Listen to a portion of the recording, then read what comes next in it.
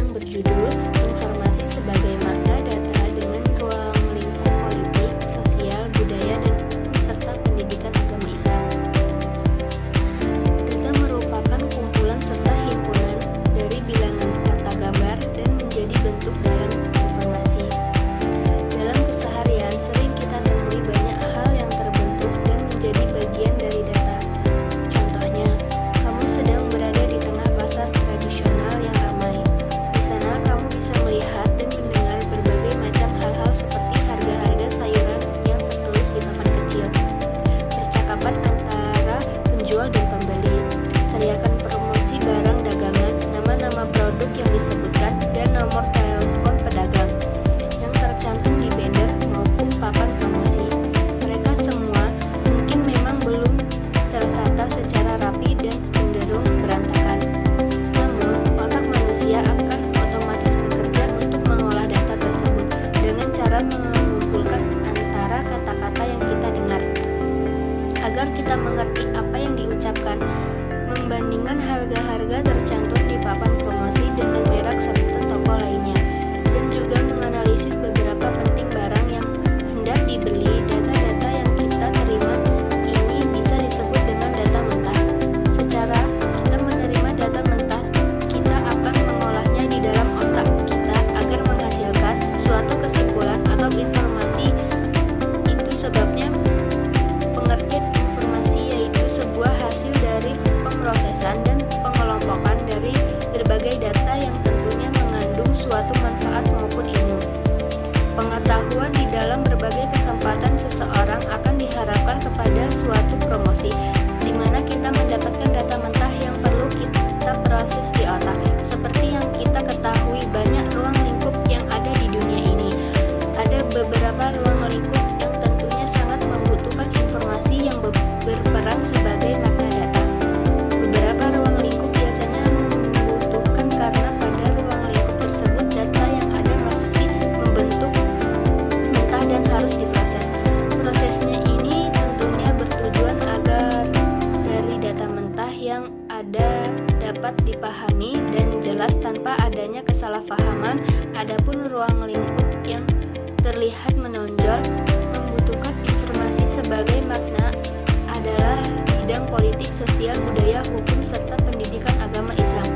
Tujuan utama yang ingin diraih tentunya masih beriringan serta hampir, yaitu memberikan kesimpulan dan pemahaman terhadap seseorang maupun ruang lingkup yang memiliki makna. Data juga diperlukan dalam ruang lingkup hukum.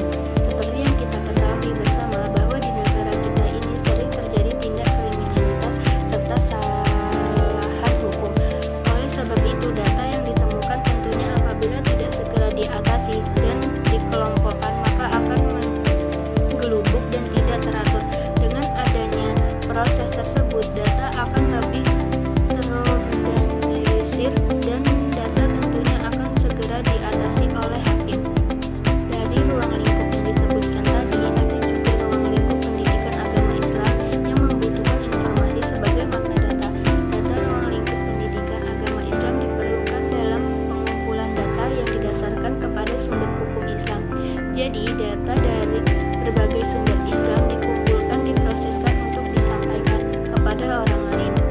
Hasil dari pemrosesan itu dijadikan suatu informasi yang dapat disampaikan dalam bentuk dakwah maupun kajian. Selain dari sumber hukum Islam, data yang dikumpulkan juga bisa melalui wawancara dengan ahli agama maupun dengan observasi langsung ke tempat pendidikan seperti pondok, pesantren maupun masjid yang dijadikan TPA. Dari hal itu kita dapat memahami bahwa setiap ruang lingkup membutuhkan data yang valid agar memperjelas informasi. Data yang valid itu harus memiliki sumber bukan hanya dari Al-Quran saja, maupun berasal dari As-Sunnah, Ijtihad, Ijma, dan Qiyas. Semua sumber hukum itu harus seimbang dan saling melengkapi agar dapat memberikan kejelasan pada seseorang.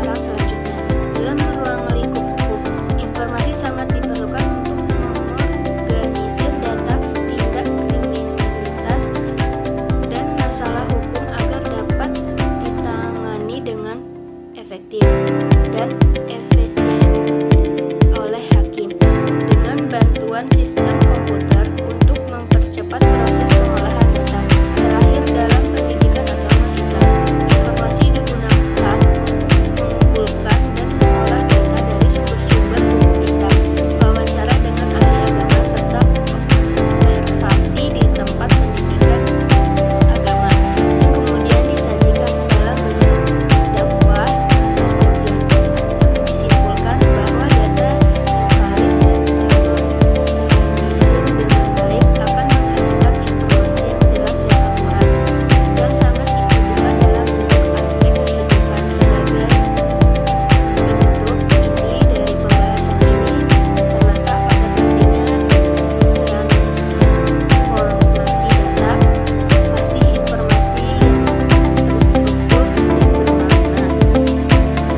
Kapanpun untuk mengolah data secara efektif adalah rangkaian penting dari berbagai bidang, mulai dari ekonomi dan keputusan politik hingga pemahaman mendalam tentang ajaran agama.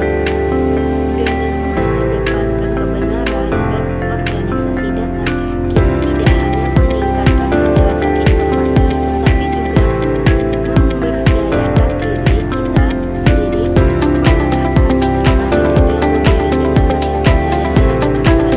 Oleh karena itu, mengembangkan keterampilan pengolahan data dan menguji terhadap nilai informasi yang terstruktur harus terus didorong di semua lapisan masyarakat. Mungkin sekian penjelasan dari saya. Bila ada salah kata, saya mohon maaf dan saya mohon ampun. Akhiri, wassalamualaikum warahmatullahi wabarakatuh.